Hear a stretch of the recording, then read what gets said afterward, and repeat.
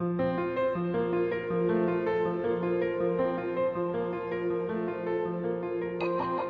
is Inner Healing Paths podcast.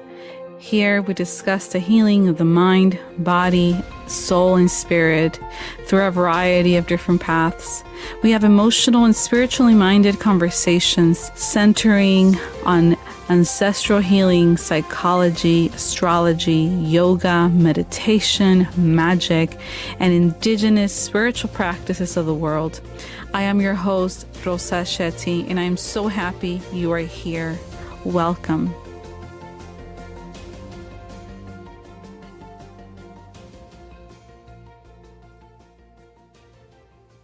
Hello, everyone. Welcome back to the podcast. I am your host, Rosa. Thank you so much for tuning in, for listening. I know it's been a while since I put out an episode. I think it's been maybe almost a year. I don't even remember. It's been that long. And I've missed you all. I've missed the podcast. I really love this form of content creation. And I think about it almost every day. But I've had a baby in the last year. So if you follow me on social media, you've known that I have a baby. I have a 5-year-old, and my 5-year-old is very active with her school activities and her friends and the baby. Well, if you have babies, you know how busy, we are when they're that little. And of course, working, seeing clients, and I just had to reprioritize my life. So I think it's taken me this long to create space for myself, for the things that I love, for my career and my professional goals. And podcasting is definitely one of those things that I just love to do for my career, as a way to give back to the community that I work with, as a way to just connect with people and share about healing and all the different ways that we heal. And also to use it as a platform for other folks that come on my podcast and amplify their message, amplify their voice, especially folks BIPOC, folks from the BIPOC community, to be able to have this space to share what we do. And so it's been a while, but little by little coming back, hoping to be able to release 1 or 2 episodes a month. So we'll see how it goes, but I will definitely be a little bit more consistent than what I've been before. And if I ever need to take a pause, well, then you'll know that. And if you follow my social media, like I said, I'm more active there, and I give a few more updates on that, just because it's just a lot easier. But podcasting is one of those things that gives me so much fulfillment when I'm able to connect with someone on this in this way, through a meaningful conversation, and then share it with you all. So hopefully I'll be able to return and share more episodes, more guests with you all. And today I am thrilled. I am so excited to announce the guest that I have. And her name is Liz Fonseca. She's a licensed marriage and family therapist, and she is a colleague. She's a friend, and I just love anything she does. She is a very creative person. She is an artist in her own right, and she just brings so much intentionality and beauty and to everything she does. And not only as a therapist, but also as a mother, as a friend. And now she is starting a new chapter, and she's blending in her love for artistry and healing and connection into this new chapter of her life, which is what this podcast is about. So it's about her story, her journey on reconnecting with those parts within herself that led to this new stage or this new chapter for her. So I hope that you enjoy this conversation. I hope that you're able to get something meaningful out of it, and something that you can take for your own life and for your own healing, and to continue and move along your path. Before we dive into the episode, I just want to give a brief disclaimer. This podcast episode is for informational and educational purposes only. It does not diagnose or treat any physical or mental health condition, and it does not substitute for medical or mental health services. With that said, let's get into this beautiful and inspiring conversation with Liz Fonseca. Take a listen. Welcome, Liz, to the podcast. Thank you so much for being here. Oh, Rosa, thank you so much. I know it's been some time that we've been trying to connect and get on the podcast, so thank you for having me. Yes, of course. I'm so excited to have this conversation with you and to talk about what you're doing. And I'm not going to say too much because I want you to tell us about your this new chapter in your life. But yeah, so I was, for the folks listening, I've been out. I haven't done podcasting in a very long time. I had a baby. I've had a lot of, a lot of changes in my life, and so I had to reprioritize and organize what I'm doing. But so yeah, so I was taking a break, and then I saw what you're working on, and felt so inspired by just everything that you're doing, and not just this more recent part, but just everything, and just all the love and that you pour onto what you do. It is so and now that you started this new project, I just thought, like, okay, this is, if I'm going to come back to the podcast or to podcasting, I think bringing inviting my dear friend Liz, inviting you to join would be a great way to come back and start this again. And I'm just so grateful that you agreed to be interviewed by me. Yes, And yes. I'm so excited to have Well, you well, here. thank you. Well, Yeah. thank you, Rosa. Wow, I feel so honored. There's so much pressure. No. No, so thank you. Thank you Oh, so much. yeah, no, of course. So, Liz, tell us a little bit about yourself and a little bit about what you do, and we'll go from there. Okay. So my name is Liz Fonseca. I'm a wife. I'm a mommy to two boys, ages 6 and 2. In my career profession, I've been in the field of mental health for over 2 decades now and a clinician for 15 years. I'm a licensed marriage and family therapist. And so, yeah. And so Rosa was touching base on this new journey that I've been embarking on. And so that's been really exciting. And the journey is a sourdough by Liz. And so it's just basically a platform where I have created for myself, where I just create things that I enjoy, which is one, sourdough, and being creative in the kitchen. I've been making some jams, and all of this just resonates well with me because it's all homemade. It's me, but there's more than just that. It's more than just sourdough, and so yeah. So I'm really excited to be here on the podcast just to explain and tell everybody my story. Yeah, absolutely.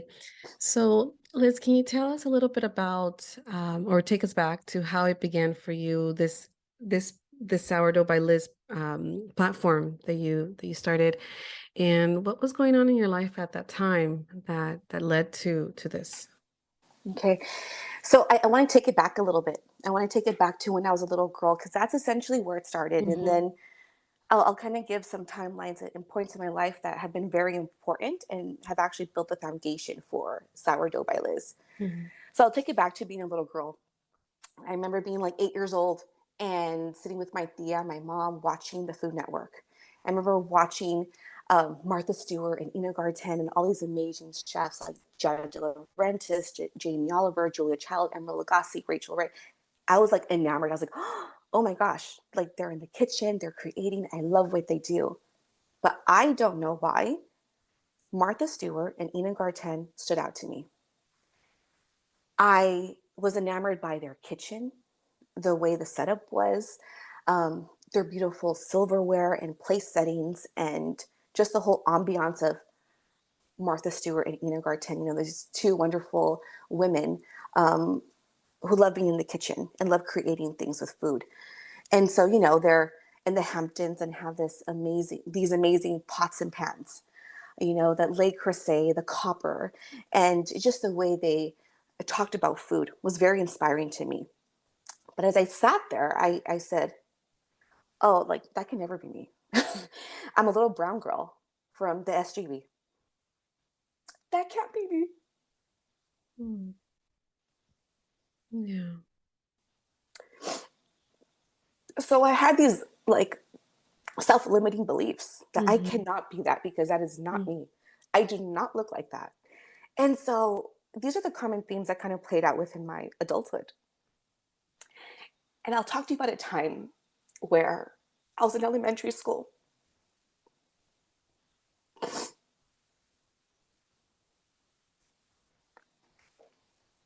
and Yeah. I remember being in elementary school and I was placed in the gifted and talented program or GATE, right? And so, which was pretty cool. Like, I was like, oh, I'm in this classroom, And so, as I looked around, I was the only Mexican girl in the class. Everyone was Japanese Mhm. or Caucasian, and that it was so great to see many different people from different backgrounds. Um, but I never really fit in. I never really fit in. It was hard for me to make friends. And I remember going to the cafeteria and sitting down at the lunch tables, and they would take out this amazing bento boxes that were like beautifully curated, like their onigiris and their Mm. heart-shaped melons. And I was like, oh my gosh, like I don't have that.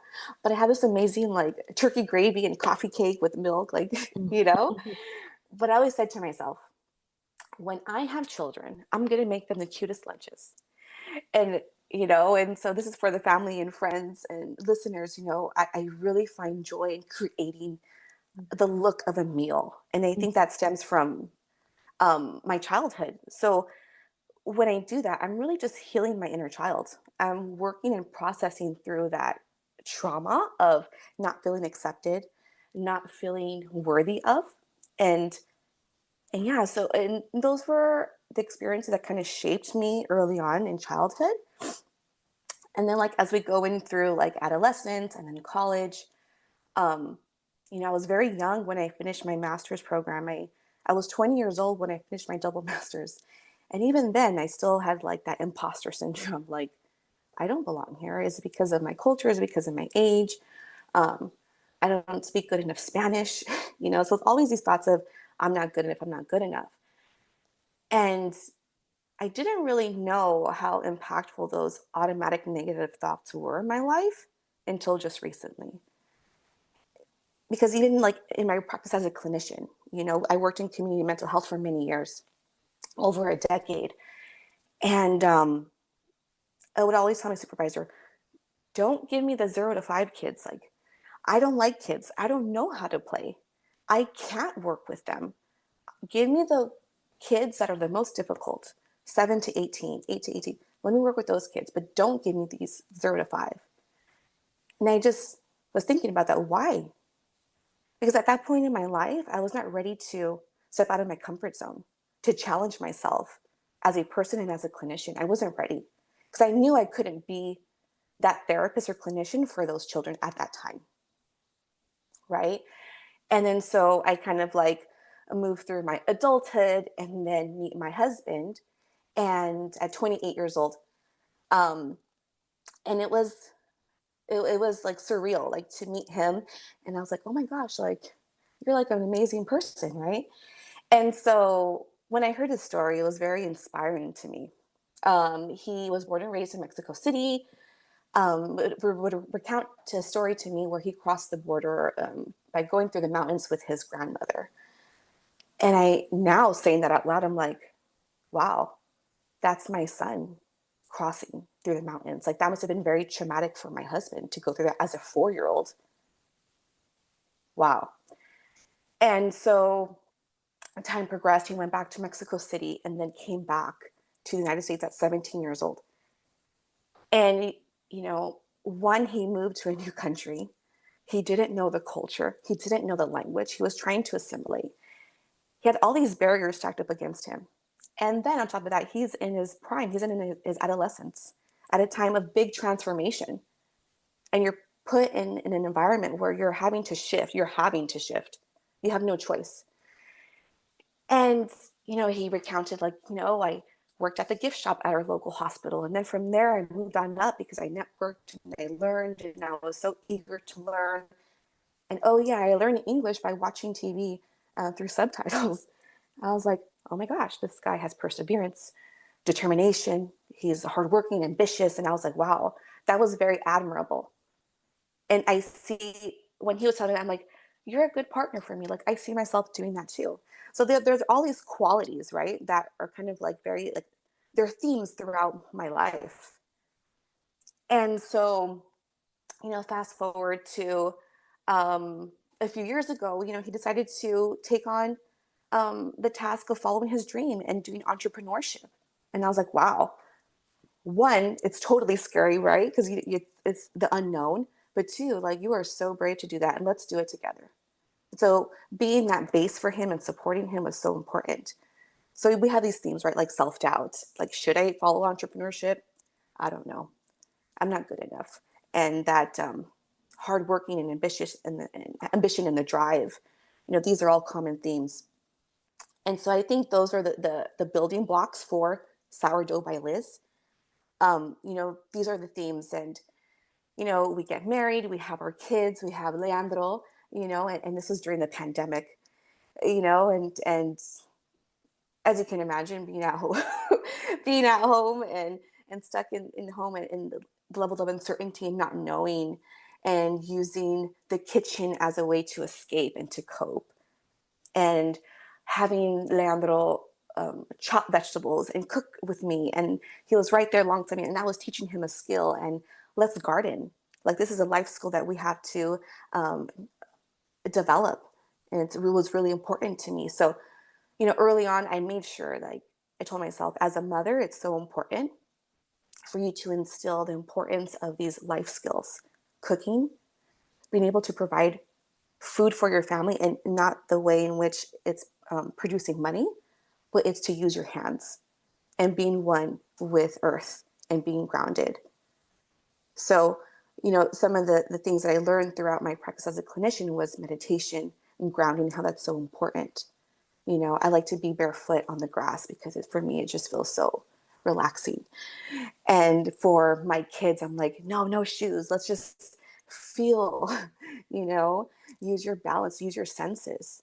And so, I use my, like, I put on my clinical hat sometimes when I'm in the kitchen. So that, being a clinician, I always say, I'm not a clinician anymore. But that part of me hasn't always will be there, you Yeah, and know? Liz, I just want to say that, one of the things that I noticed for a lot of therapists, and I think Mm-hmm. that's what is standing out to me the most in your story is that you've always been an artist. You've always been inspired by art and creativity and beautiful things and create in making something and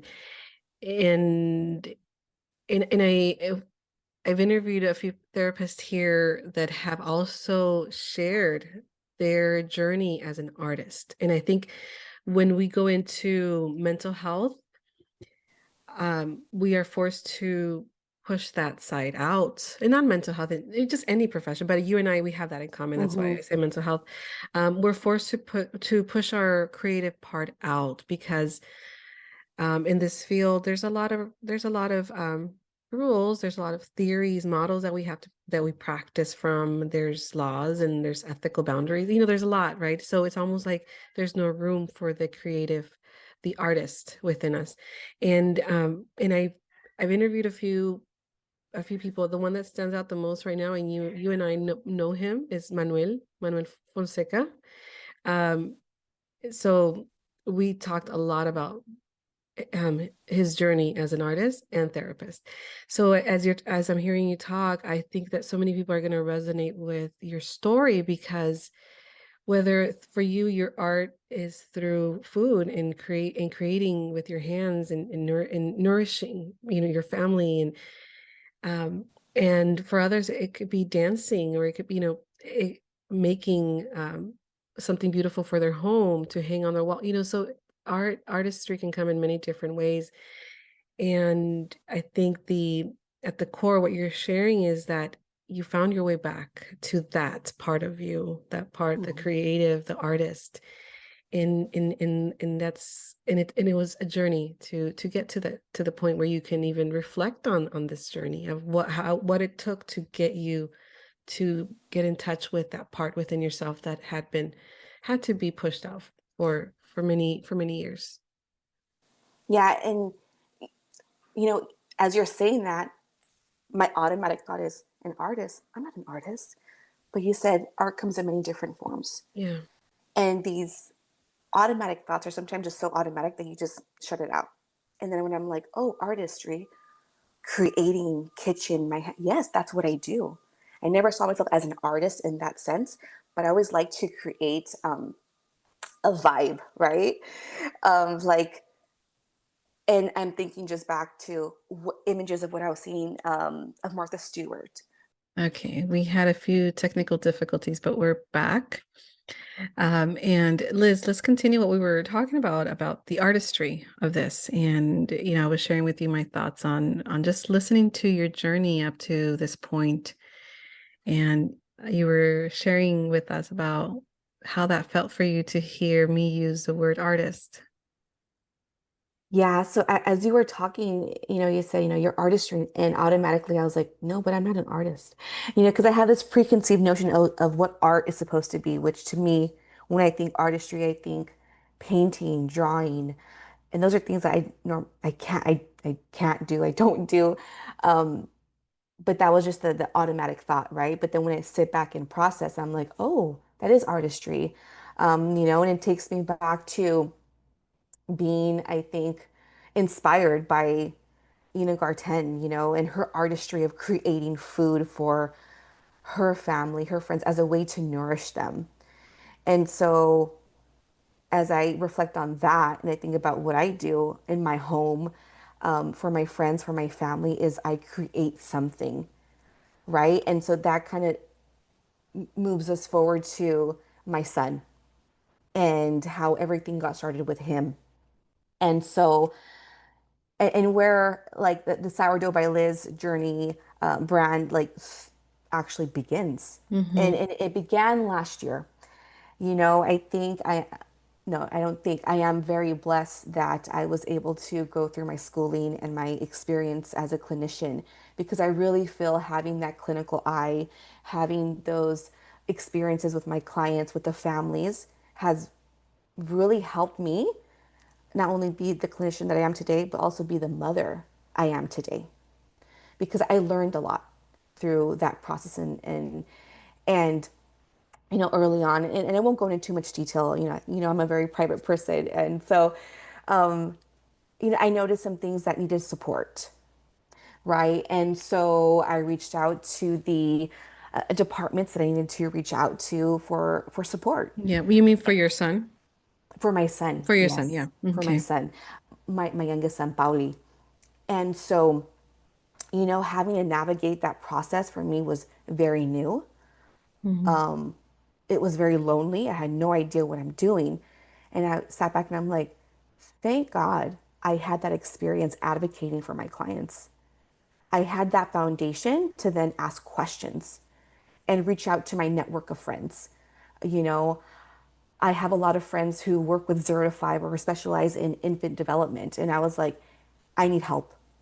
I reached out to my community to ask questions, and they said, Liz, you know what? I don't know, but I'm gonna get an answer for you. Or, Liz, have you tried this? No, but let me do it. And so it was like that for a couple of months. And wow, that was a roller coaster of emotions. Feeling alone, feeling like nobody else really understands. And so, as we're going through the motions of trying to advocate for my son and getting the care that he needs, it was a very lonely process. And through that protocol and procedures that they do, they always want to rule out like a medical diagnosis, right? And as clinicians, we always want to rule out that first, and then we'll kind of, you know, delve into the other stuff. And so, routine, and I'm going to be transparent, routine standard was let's get him assessed by a clinician. And so, one of those clinicians was an audiologist. And, we had an appointment with the audiologist, and they said, permanent hearing damage. What? As a mother, you're taken aback. Like, huh? Like, oh my gosh. And I was not hysterical. I was very emotional. I was scared. What am I going to do? But if there's one thing I've always told my husband was this, I said, it doesn't matter what my children need. I will advocate and I will support them in any way possible. And so I did. Because I'm not taking no for an answer. So I said, okay, this is what we have. This is what we're going to do. This is the plan of action. And I'm very like solution focused, right? I'm like, identify the problem. What are the solutions? Let's attack. And so with that, I was like, I'm not going to accept one answer as for like that's it. So I asked for a second opinion. Asked for a third opinion. And this goes into I like to see things as like when we heal ourselves, it's not just mental, it's not just emotional, it's everything has to be in alignment, physical. Like we have everything comes into play.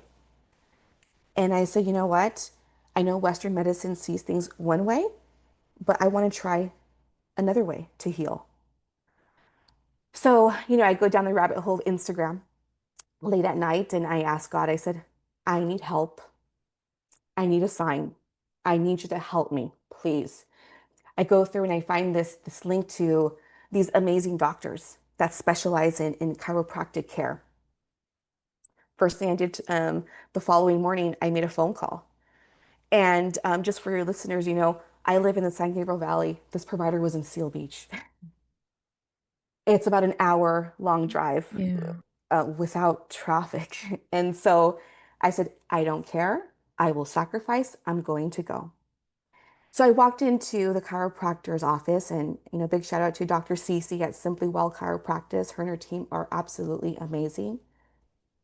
I walked into her office and I was just like overcome with just like feeling warm and just feeling like, ah, okay, Hmm. let's do this. So they do their typical like intake and ask questions and they do the scan. I'm not going to talk about at length about this scan because I don't really know. And I do just want to give just a disclaimer. This is my story. It is not a recommendation for other people to do or try. I highly recommend that if you're thinking about doing something that maybe I have spoken about with today, consult with your medical team, your PCP. But I'm speaking solely on my experience and telling my story. And so there's a scan that kind of tells the chiropractor what area she needs to work on. So they're talking about a treatment plan. And she goes, why are you here?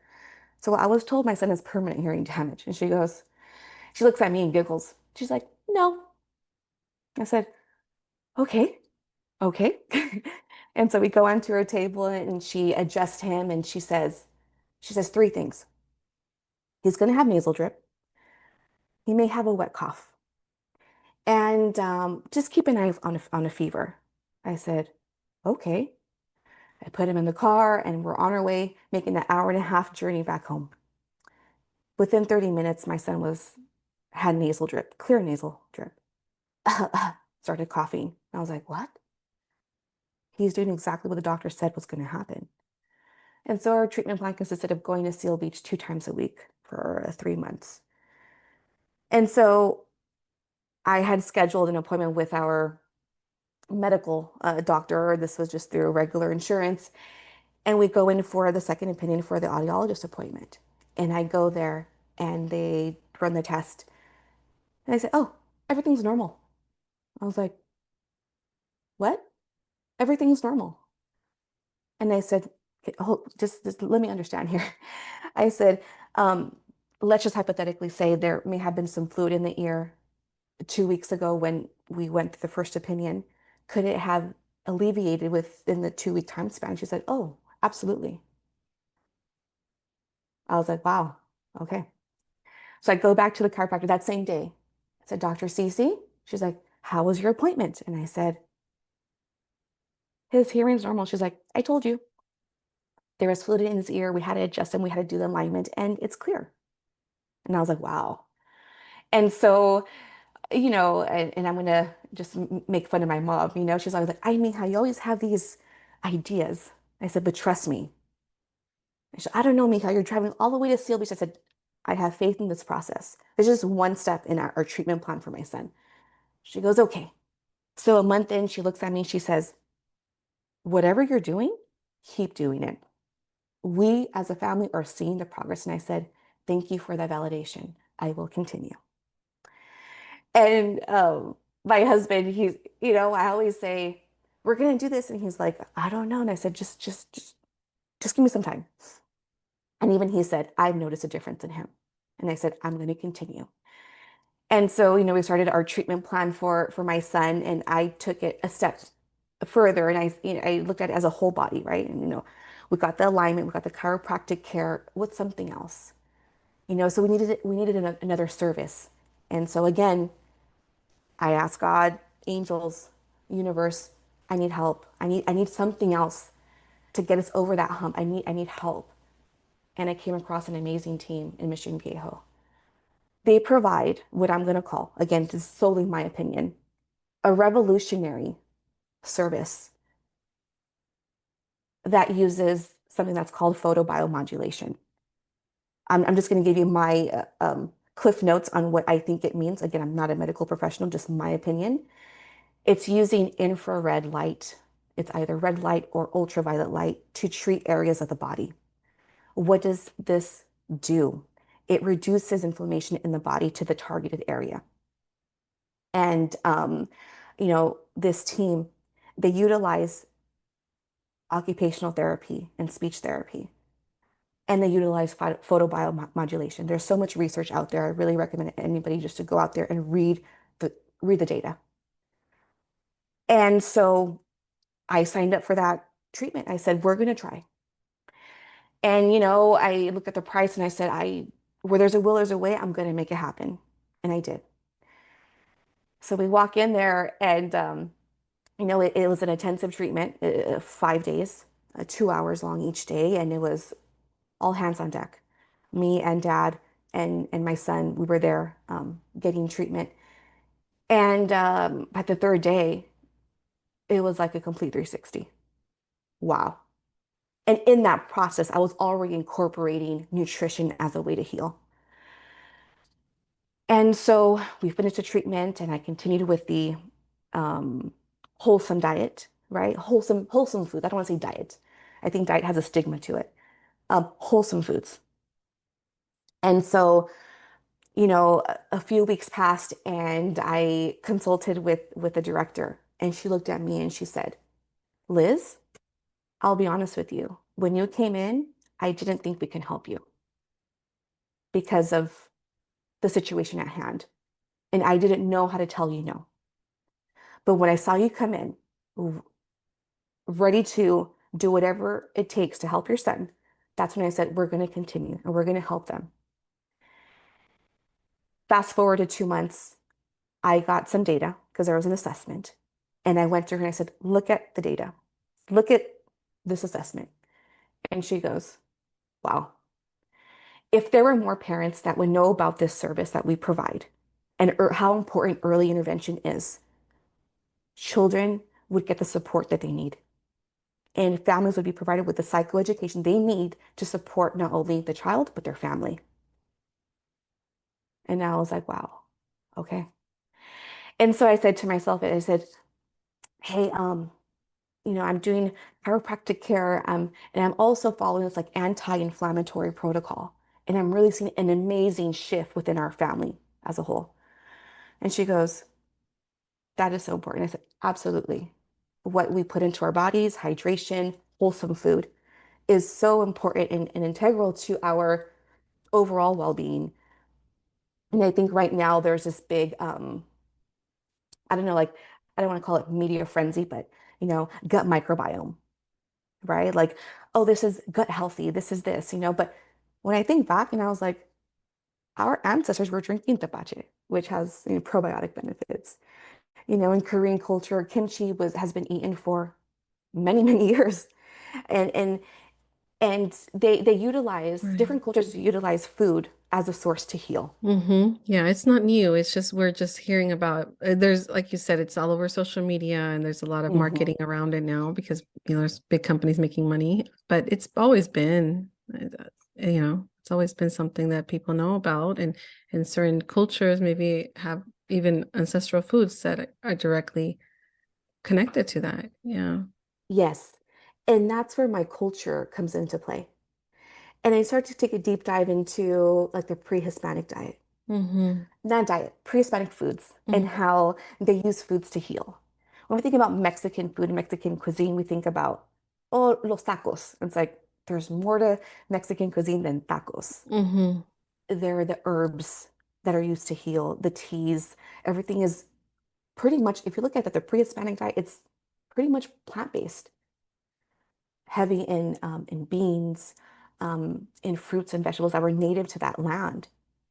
And yeah, so using foods as a way to heal the body, right? And so, gut microbiome and probiotics and how that's so important for the gut and having healthy bacteria, right? And so I had already started with this anti-inflammatory, wholesome food within our family.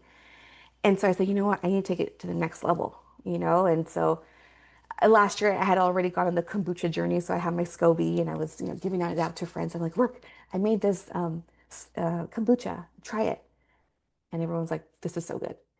Um, and I have a friend, I'm not going to name any names, but she told me, and I really value her opinion because she's involved in marketing. Um, and she told me, your kombucha is better than what's out on the market. And I was like, wow, coming from you who has experience in that industry, that's amazing. I said, but girl, I said, it's just me, it's just my kombucha. Like, no, like not a big deal. Again, that limiting belief. And so I said, you know what? My son loves bread, but he has a gluten sensitivity. He would break out in a rash, dry skin, eczema. I was like, I need to make that sourdough bread. And I had a friend in the OC who was already in that journey herself. And she said, Liz, try it. And I said, I no, I can't. I'm not a baker. I can't do that. And she said, just try it. And I said, you know what? Once I'm ready, I think I'll try it. And so 6 weeks passed by, and I'm like, I think I'm ready to take the plunge. And so, um, that's when I started to. I started with my fermenting my sorry, I started creating my SCOBY again to start my kombucha. And so within that, I started my starter at the same time. So I was like, I'm gonna give it 7 to 10 days, but I'm gonna experiment with different starters so I can get the hang of it. That way, when my starter's ready, I can go ahead and just get started and figure this process out. Because I've heard it's a very time-consuming Mhm. process. And for the folks that don't know, can you just define a little bit what the starter is and what it involves? Yeah. So again, maybe I'm not the best person to explain this, but essentially what a starter is, it's a fermented flour and water. Okay. And there's natural bacteria that are in the air, right? So when you leave it just sitting down, it's going to start to like ferment.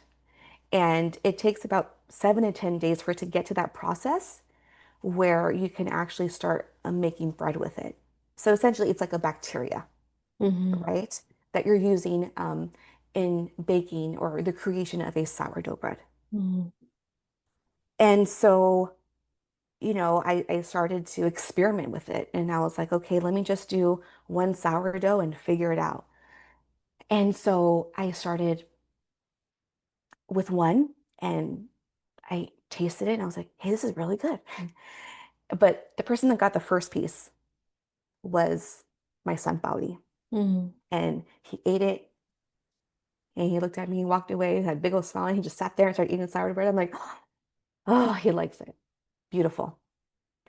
And so, I started to experiment and it took a lot of trial and error to Yeah. figure out every person that bakes sourdough has their own way of doing it. There's no Mhm. right way. There's no, this is the my way and that's the best way. No, no, no. Everyone has their own method as they should. Right. And so again, I'm very intentional with when I cook, especially with when I make the sourdough. And so again, this goes back to healing, right? I don't want to say I live a low tox life. I don't. I pick and choose my level of toxicity, right? We Mhm. live in an environment. There's environmental factors that we have no control over. Like, ask myself, what can I control? I can control what we consume, maybe the temperature of the air, but I can't control what's in the air. And so, with that being said, we switched over from plastic to glass. You know, when Mm. I bake the sourdough, I make in stainless steel. And Yeah. then we switched over from plastic to stainless steel for the kids. So, and we don't have a microwave in the house. We reheat our food by steaming, so Mm. it may seem very unorthodox for people, but this is something that's normal for us. And Little by we, little, I mean, I'm sure it happened over time. It wasn't just from one day to the yes, next, little by little incorporating different elements to have a healthier lifestyle at home. Right. yes. Yeah. Yeah. And I wanted to go back a little bit to what you shared, that moment of you giving the first piece of bread to your son. And I think that's it just sounds such a pivotal moment. And I had a visual of you giving that to your son, and I just want to pause or go back to that for a bit because I think that's in what you're sharing. I think that was a moment just in hearing your story where your why really came to life. Hmm. Yes. And Yeah. yeah, yeah. So I just want to, I was hoping if you can, just for the listeners out there, if you can talk a little bit about how these little moments that you've had with your journey have helped you also as a mom or just on your own healing journey to be able to heal from you mentioned some of the limiting beliefs that you grew up with and I'm just curious about these little moments of you advocating and going through this journey of finding clinicians that can help you and how has this journey helped you heal now as as an individual, as a human being? What have you noticed?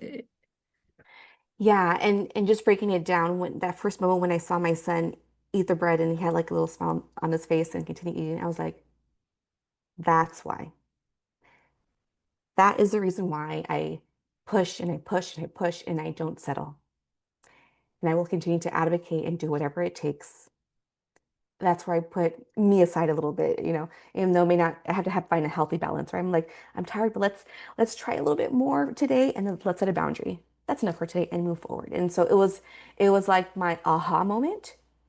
And I was like, you think that your bread is not, or that you're not an artist, or your bread is not good enough. But your son, he just smiled and is just sitting down. And I'm like, okay. Um, in that moment, I challenged this automatic negative thought to be like, it's a distortion of like what's real and what you think. Mm, Like you are seeing firsthand that your son enjoys the bread. And so that's when I was like, I have to produce more yeah, for my yeah. family. And so I think that was my aha moment, and I started, making the sourdough and I would tell girlfriends like, just come on over, just try it and then tell me what you think. And then I want feedback. I want to perfect this recipe because I think about our ancestors, that saying it takes a village. Well, back in the day, our ancestors, they lived in a little community and they all helped each other out. One person was probably great at, carpentry, and the other person was great at cooking, and the other person was an amazing butcher. So they all had different qualities that they were experts in. And I was like, if my son liked it, what would my community think? And so that's when I'm like, nope. I pushed myself. I said, you know what? I'm only going to bake like 4 loaves this week. I did it and I was like, what about 10? Okay. Mm. I did 10. Okay, but I have more friends and they need bread. I said, let me just produce. And so I multiplied that by almost triple. And here we are. And Mhm. hearing the stories from my community. Oh my Mm, gosh. yeah. Liz, I love your bread. I'm like, my bread? Me? How is that possible? Again, limiting beliefs. And I appreciate my friends and family as feedback in my community, but it's the strangers feedback that really like I'm like, if these are complete strangers, they have no tie to me, no reason to lie, maybe you should really listen in. And so I kept getting Mm. that, And that and was one so of the questions that I wanted to ask you in terms of what was that point that gave you the courage to share this with others? Because there's one thing to, Oh. to do it for your family and it's good and they love it. And then to have the courage to share with others and then to actually sell it, that's a whole other thing, right? And so what do you feel gave you that courage to just put yourself out there and start doing this? And you know what? And I love my husband so much.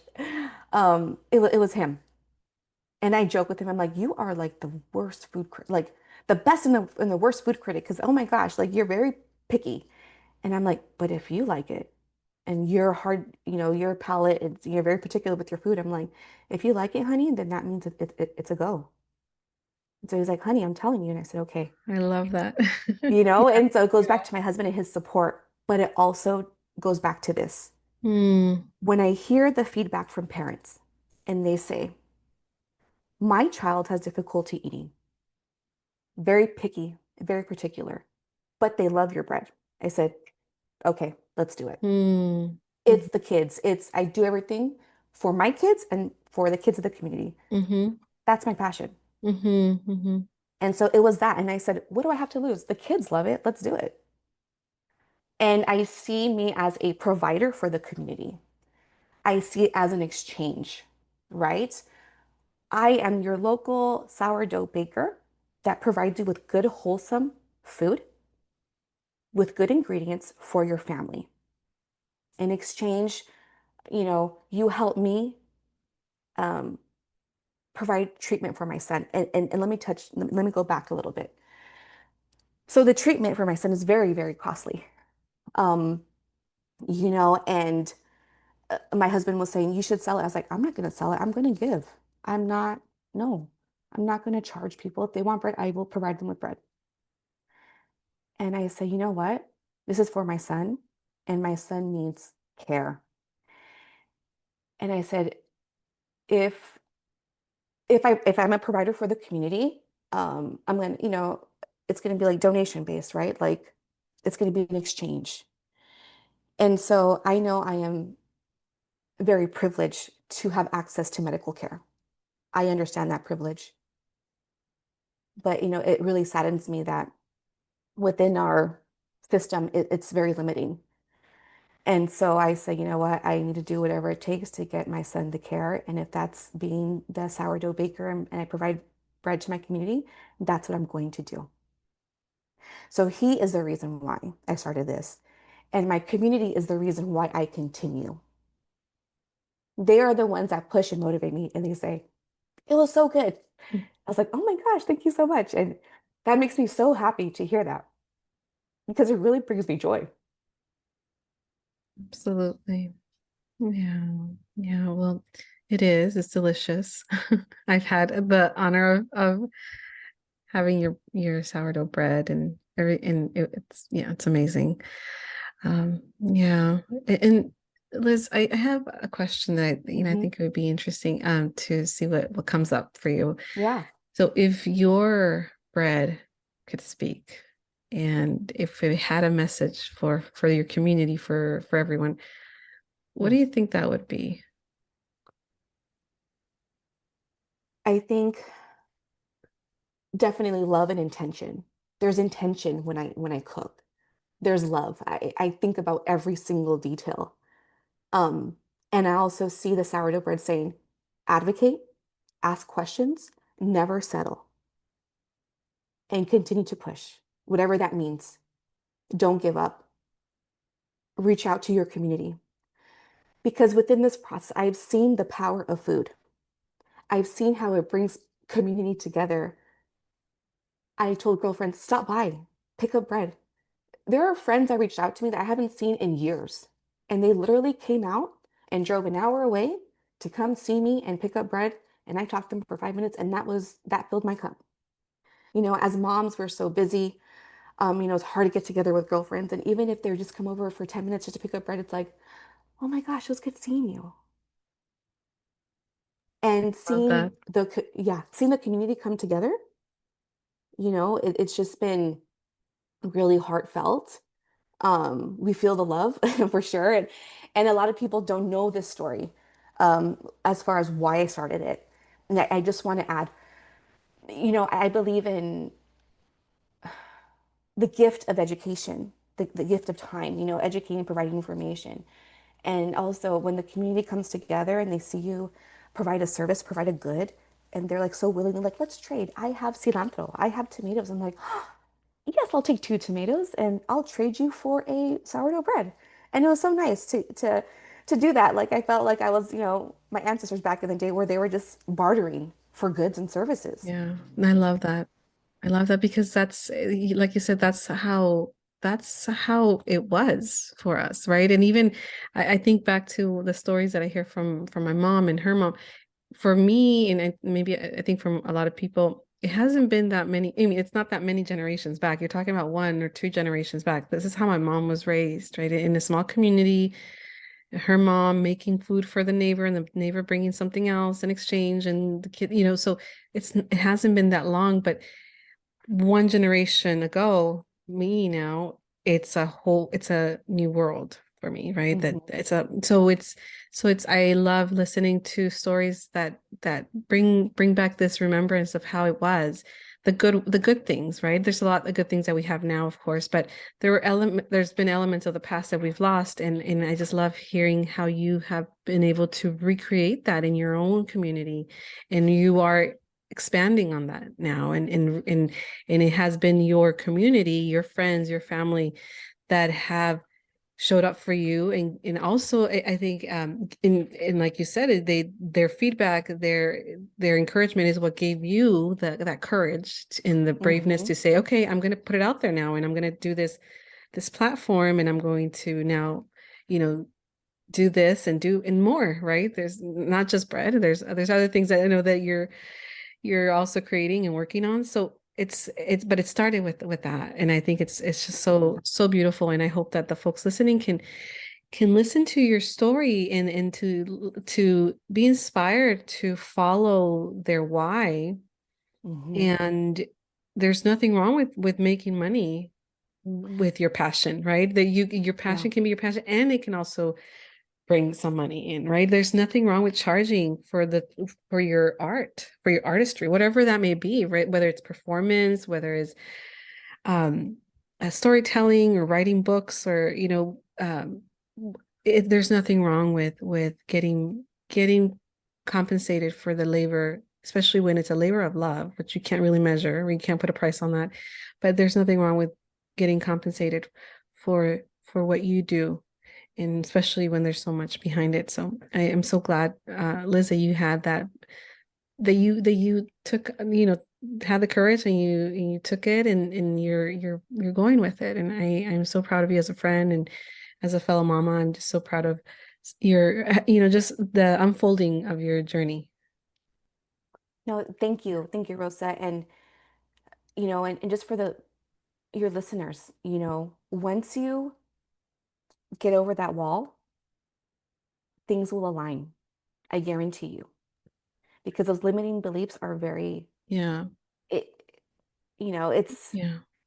it's holding you back Yeah. from functioning at your Absolutely. fullest potential. So, Yeah, and for a lot of people, that those limiting beliefs are what are others going to think of me? I know for that I think I'm speaking for myself.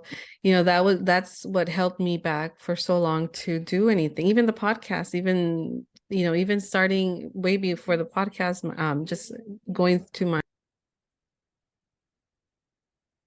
starting, sorry, someone walked in, starting my prior practice, everything, it's for a lot of folks is, what are people going to think? And then those limiting beliefs start kicking in, right? They're going to make fun of me. They're going to think I'm not like who does she think she is, right? mhm. All these that's the definition of limiting beliefs. So I think it's important to notice and ask within yourself, what is it that you want to do? What is it that you love doing? And you don't have to get paid for it. That's another thing, right? You can do what you Mhm. love, and you don't have to even share it with anyone. But if you do choose to share it, and don't let the opinion or the what others going to think of you stop you from doing that, because people are going to have an opinion no matter what, right? Right. They're going to have their judgment. They're going to think what they're going to think, and we have zero control over that. So Yeah, we have to do what we need to do for ourselves and honor our own desires, and it's not just about doing, it's also about honoring our calling and what we the gifts that we have to share with the world and with others. Yeah, no, for sure. And this journey has been very it's opened my eyes to see things in a different light. And it's been really amazing to go through this journey, and I'm just beginning. This is the start of Oh, something. I love that. You're just getting Yeah, started. I'm just getting started. There's so many things I love to do. And so, and the reason, again, it's going back to my roots. I love to feel the earth. I love to get my hands dirty, and creating the sourdough is just one component. I love gardening. I believe in farm to table concept. I believe, I just planted over 25 tomato plants with the hopes of harvesting over 100 pounds this year. And my intention is to do this: harvest, bring community together, teach them how to can tomatoes. And let's not only can and share, but let's also utilize the harvest of tomatoes and basil to make a tomato basil focaccia. Again, these are Yeah. things that I love to do, but allowing others to be part of this journey that Mm, we're all mm, going together. And I yeah, think as Latinas, I'm going to say first gen Mexicana Americanas coming together as women, as mommies, to support one another is so important. We all have to get together as a community and support one another. yeah, There's no need for negativity. We need love. We are the model for our children, and our children are watching. yeah, Our children are the next generation. And if they see parents model healthy relationships, you know, um, positive communication, good, I can't think of the word right now, but problem solving skills, this is going to set up our kids to be better humans in the future. yeah. Absolutely. No, that's beautiful. Oh my God, Liz, this was such a good conversation. I love it. I feel so inspired by you. Oh, thank you, Rosa. No, no, I and do. I just oh, see, I can hear the passion in just in every story you've shared. And I just feel so inspired to, I don't know, just I guess to nourish my family more. I just feel like, oh, like I just want to, make more. I don't know. I just feel so inspired by this conversation. And I hope that that others can also be inspired to follow what they love, and whether that is, like you cooking or whatever it is. But I think it's important to take a moment to really listen to what wants to be what wants to be born out of us, I guess, like, what wants to be birthed in a sense, right? And yeah. and what's calling us to bring out to the world. And and I'm talking for myself too, because there's things that and I'm not going to talk about all that here, but I know I've shared with you some things that I love and I like working on, and I've shared with you. And it's easy to put that to the side because there's other priorities. But hearing you talk today and how you have really prioritized your gifts, your art, your family, you've made it so intentional that this is my priority. So, Mhm. this, and that's why it's you're where you're at right now with this journey. So thank you so much for your story, for sharing it here with me and with my audience. No, thank you so much, Rosa. It's really been a blessing to be here and utilize this platform. And I'm just going to add something really quick as we close. I was told this week by my oldest son's coach. I made a salsa matcha, and I was very intentional with the salsa matcha. And I said, "Hey, coach, I want you to try it." And he looked at me, he says, my wife told me the story and your reason why. And I see your story on the bottle. Like I see your chili on this bottle, and I see in this bottle, and I see your story written there. And I was like, wow, thank you so much. And I said to myself, how am I going to get my story out there? And then 2 days later, Rosa, you texted me and you said, let's do a podcast. And I said, let's do it. I am Yeah, open to receiving. This is a sign. love that. I'm in the right place at the right time. You asked me many Yeah. years ago, let's do it. And I said, I don't know.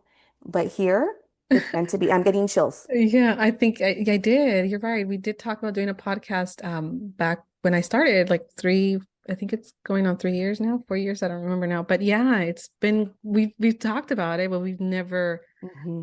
it's never like come to come to actually doing it. But now we're here, and I just love it. And I love this conversation, and I think folks are gonna also take a lot from what we shared.